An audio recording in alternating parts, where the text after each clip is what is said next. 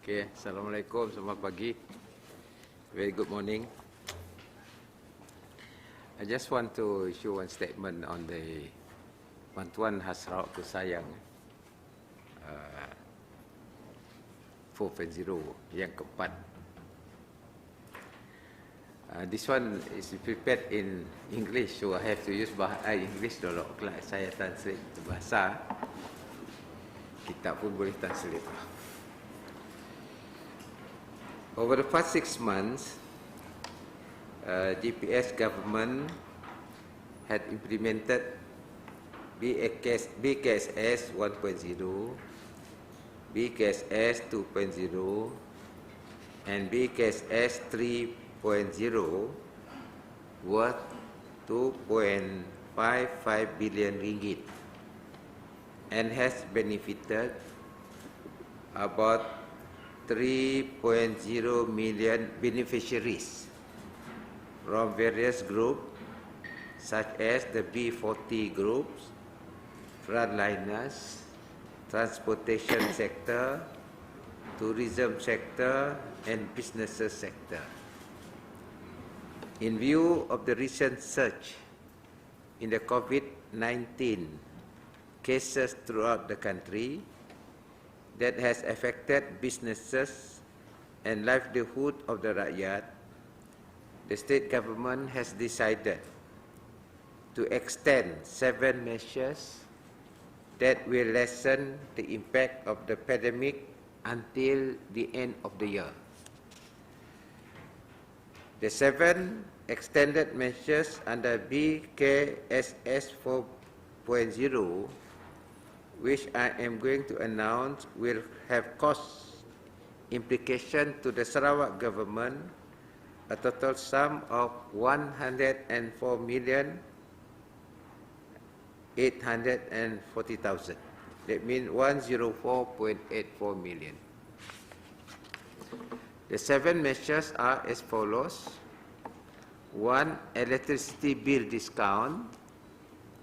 2. Water bill discount. 3. HDC rental discount of 50% for residential. 4. One-off 500 ringgit assistance to e-hailing driver and driver instructors. 5. 50% discount for rental of market and stalls. 6. Waiver of permits and licenses fees.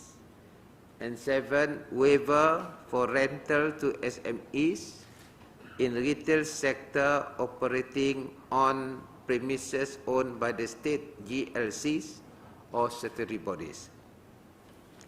The details of the above 7 measures are as follows. Measure 1, electricity bill discount. Domestic, commercial and industrial consumers will continue to be given discount of 5% to 25% on their monthly electricity bill for October until December 2020. This discount will benefit 686,847 users throughout Sarawak, and the cumulative cost of discount amounting to 83.4 million ringgit will be borne by the Sarawak government. Measure 2, water bill discount. Domestic, commercial and industrial consumers will continue to be given discount of 10 to 25% on their monthly water bill for October until December 2020. This special one-off discount will benefit 568,247 consumers throughout the state. The cumulative cost of discount amounting to 12.6 million ringgit. And this special one-off discount will be borne by the Sarawak government. Measure 3, HDC rental discount of 50% for additional 3 months. A discount of 50% for rental of HDC houses rental scheme covering a period of 3 months from October to December 2020. This assistance will benefit more than 3,200 customers who are renting HDC houses throughout the state. Measure 4. One-off financial assistance to e-hailing drivers and driving instructors.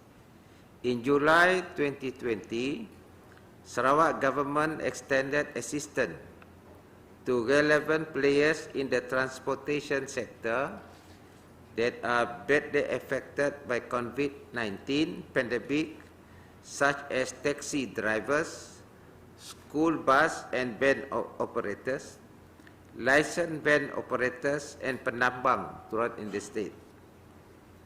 Now, not leaving out the e-hailing drivers, the Cabinet has decided to extend similar assistance to 2,396 e-hailing drivers and 791 driving instructors in the state. The 500 ringgit one-off assistance will cost Sarawak government 1.59 million ringgit. Measure 5. Discount for rental of market and stalls. A discount of 50% for rental of market and stalls covering a period of 3 more months up to December 2020. This assistance is expected to benefit more than 10,000 hawkers renting market and stalls, particularly those under the purview of the local council. This will cost the Sarawak government 0.8 million ringgit. Measure 6. Waiver of permits and licenses fees. The Sarawak government will continue to provide waiver of permits and licenses fees to traders, hawkers, night market traders and tamu operators. The waiver will benefit permits and license holders in the various local authorities throughout Sarawak. This will ease the burden of the traders and will cost the Sarawak government 4.12 million ringgit. Measure 7. Waiver for rental to SMEs in the retail sector operating on premises owned by state GLCs and statutory bodies. The Sarawak government will also continue to extend the waiver of rentals to SMEs in the retail sectors which are operating on premises owned by government-linked companies, GLC, such as SCDC, Land Custody Development Authority LCDA and Bintulu Development Authority BDA for a further period of 3 months until December 2020. So, over the past 6 months, the GPS government has received positive feedback from the rakyat and frontliners who have greatly benefited from the Bkss assistance. I sincerely hope that this further extension of the Bkss until year end will provide the much needed relief by our people who are badly affected by the pandemic. Okay, thank you. So we are giving you the detail. Huh? Yeah. Okay. Basically kita memanjangkan bantuan sampai Disember 2020. Ini akan mengurangkan beban kepada pihak yang berkenaan throughout the state, di mana kita memanjangkan diskaun. Sambil itu yang baru ialah drive e-hailing. E-hailing dulu tidak ada dalam bantuan Bkss, dan sekarang kita termasuklah e-hailing dengan instructor drivers. Yang lain kita extend all this discount sampai Disember. Initially it was supposed to be habis pada bulan September. Oleh sebab nampaknya konflik ini masih lagi berlaku, masih ada lagi. Jadi kita buat keputusan untuk memanjangkan benefit ini hingga bulan Disember, dan ia dari sudut kosnya yang lebih kurang 104 juta. Okey, terima kasih. Ada soalan? Okey, silakan. Soalan, sir. Morning. Saya. Datuk Petinggi. Silakan. I have a question. Okey. Oh, ya, better.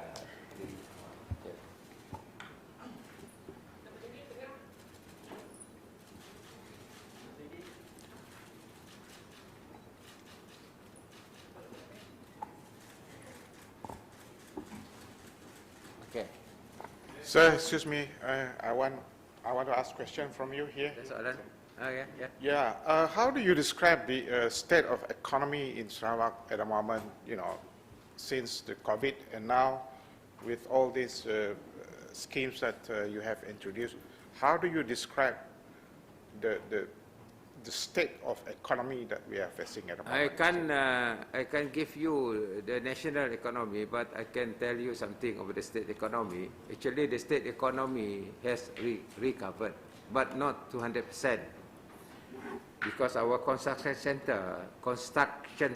sector is continuing all the major projects, but we got problem in workers, foreign workers. So a committee has been set up under the chairmanship of Dato' Ahmad Douglas Ogah and our SS to look into the details of how to trying to solve the problem of foreign workers. Because as you know, before MCO, some of these workers went back, but now we have a very strict entry into Sarawak. And because of that, they are not able to come back. Some pakai jaya tikus. So what they were going to do now is to look into all this implication, especially our foreign workers. We are short of what 5,000? Huh? Yeah. We are short of over 5,000 workers. For the construction, huh? Yeah. How about other sectors like sawit and other? The other sectors is not that bad. Our agriculture sector is not much affected because a lot of smallholders and our farmers. But the one affected, the one sector that is badly affected is tourism services. Datuk Petinggi. Yeah. Since you mentioned about tourism, I thought that that's going to be one of the measures out of the 7 that I'm anticipating just now. But I think yesterday or 2 days ago, there have been talks about this MAS liquidation. And then probably among, it will also involve a VSS among the staff, and then a lot of retrenchment. And then probably some of these workers are Sarawakians. So do the state have any way of assisting them, or have they been calling for help? Yeah, we just read from the newspapers and also from media about the status of Malaysian Airlines. We are not very definite on the actual status of Malaysian Airlines because there are 2 entities, as you know. One is Malaysian Airlines, Berhad, and the other one is Malaysian Airlines. You know the two entities. And there is a report that one is going, I think, under receivership, supposed to be, but we do not know which one between the two. So unless I got the details, then we know what we're going to do. At the moment, we got no details.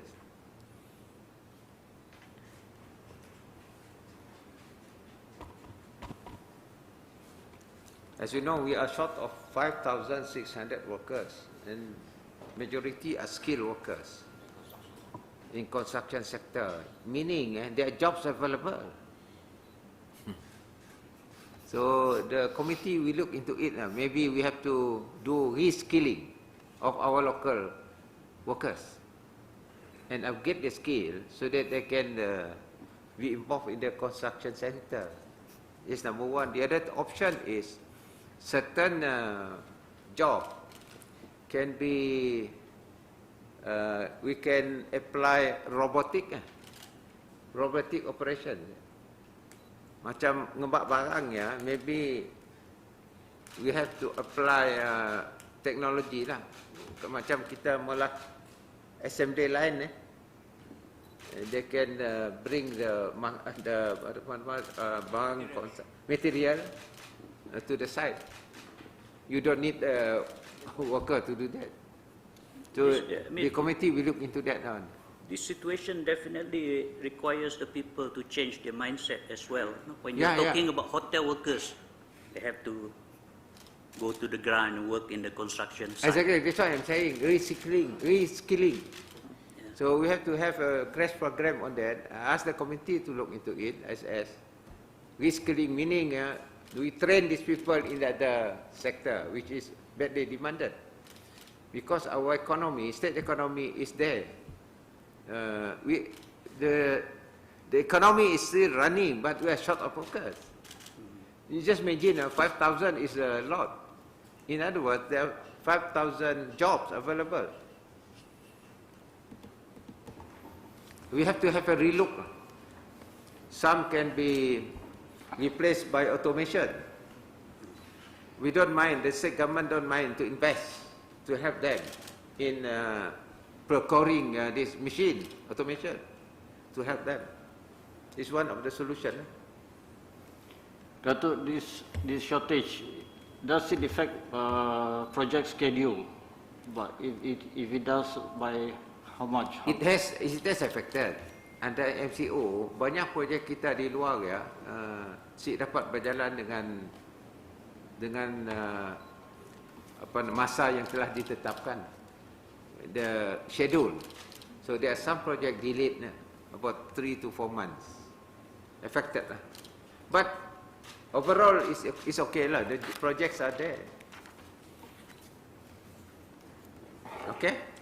Datuk Petinggi, this is the fourth phase of the BKSS. Can we expect something more come the budget, the state budget? No, kita nanggalo next year. I have something on for next year. I am yet to get the recommendation from the Sarawak Economic Action Group. They will recommend something. We look into it lah. But this one is up to December, and we hope by next year. The question now is you cannot predict the situation. Next year could be worse than now. Ours is, we are very fortunate, we are very strict. 2 days ago was 0, yesterday was 1, it's still single digit. So we have to be very strict on that. So we cannot compromise. That's why we got shortage of labor, because we are strict there. It's a question of the needs of the rakyat to protect the rakyat and the needs of economic development. So we have to weigh properly on this. Okay.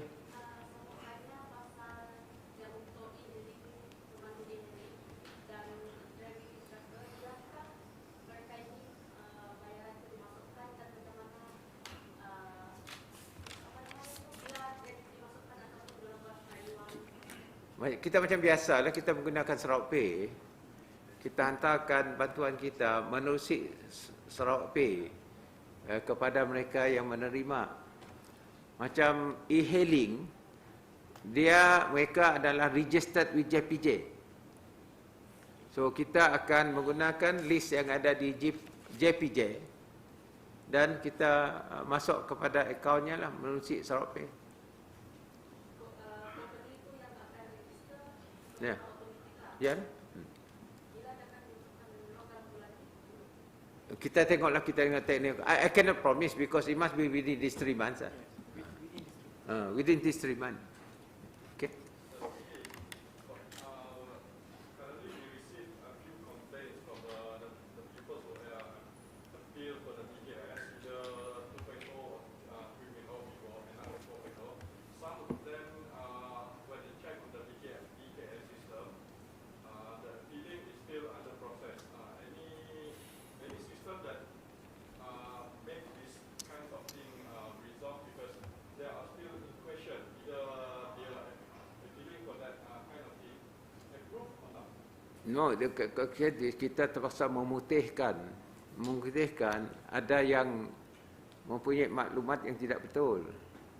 You see, what happened is macam kita membantu wang bujang. So we got a problem membantu wang bujang. Kena statusnya kadang-kadang bertukar. Wang bujang supposed to be 40. Tapi dia dalam listnya dah director of a company. You see? Mungkin just an example yang kita tahu, bapaknya bankrupt. Bapaknya bankrupt, bapaknya ada lagi dalam syarikat, so kita ada list dalam SSM. Okey? Diganti anaknya. Jadi anaknya tu jangan bujang. Oleh sebabnya listnya director, ninya B40. So this are just an example lah. Ada masalah. Jadi si bujang tu expect nya ada bantuan lah. Tapi list SML nya pengarah syarikat. Dengan remunerationnya. So bukan daripada B40. Tapi anak maksudnya tu si tahulah nya dalam syarikat. So there are this a lot of information tak betul lah. Tidak betul lah siapa terima tu lambat.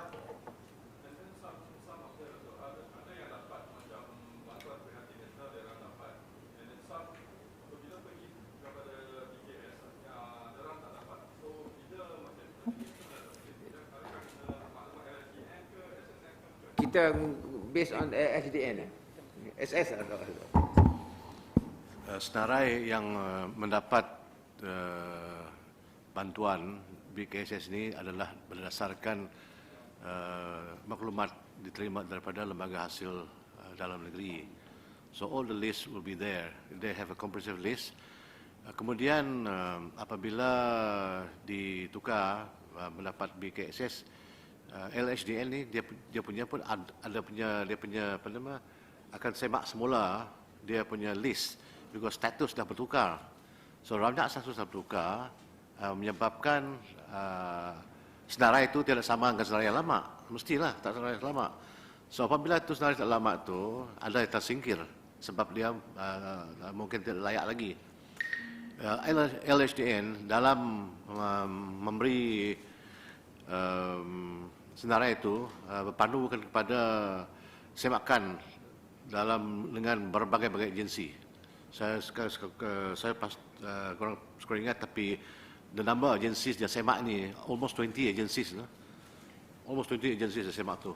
So itulah kita berdasarkan kepada senarai yang telah dikeluarkan oleh lembaga hasil dalam negeri.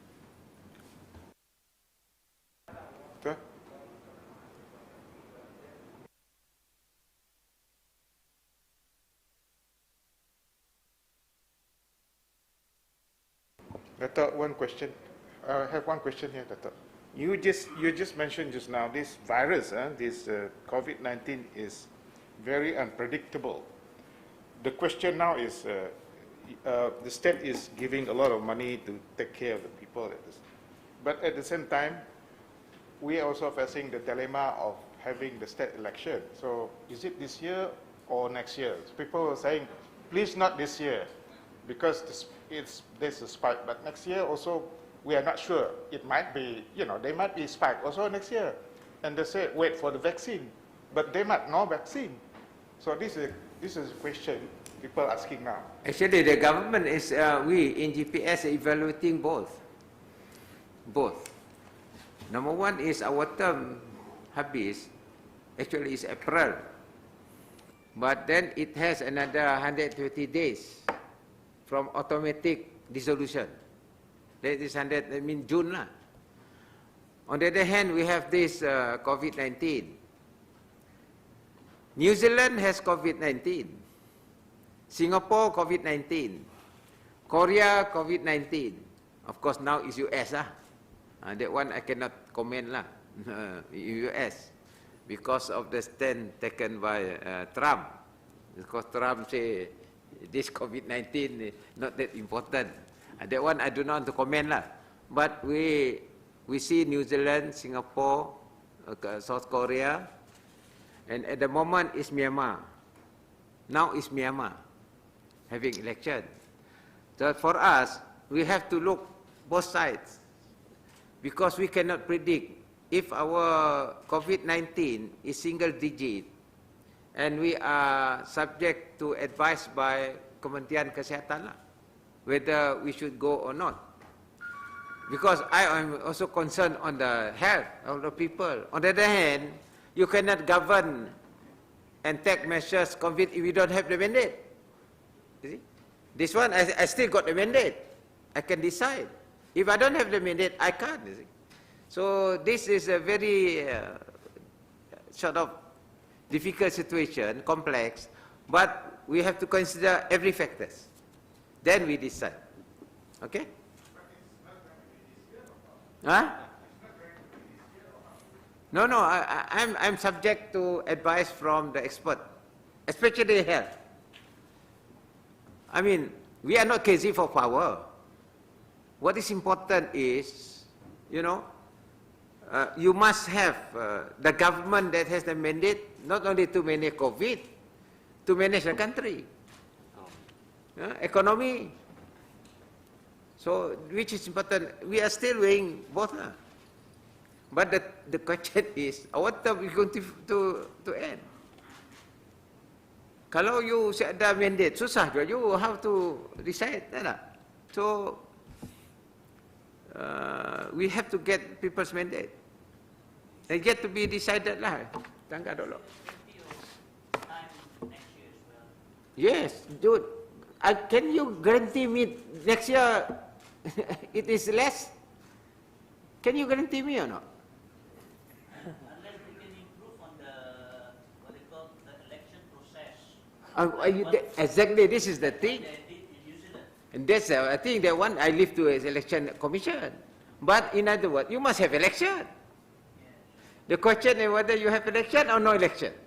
This is the thing. If we have election, we leave it to what we call election commission, and so SOP. So we follow the SOP. Sabah case is different. Yeah, lain case lah. But I do not want to be like Sabah, because the health of people is also important. But at the same time, you also need mandate. So at the moment, it's still like that lah. Still like that. Okay? Thank you very much. Terima kasih.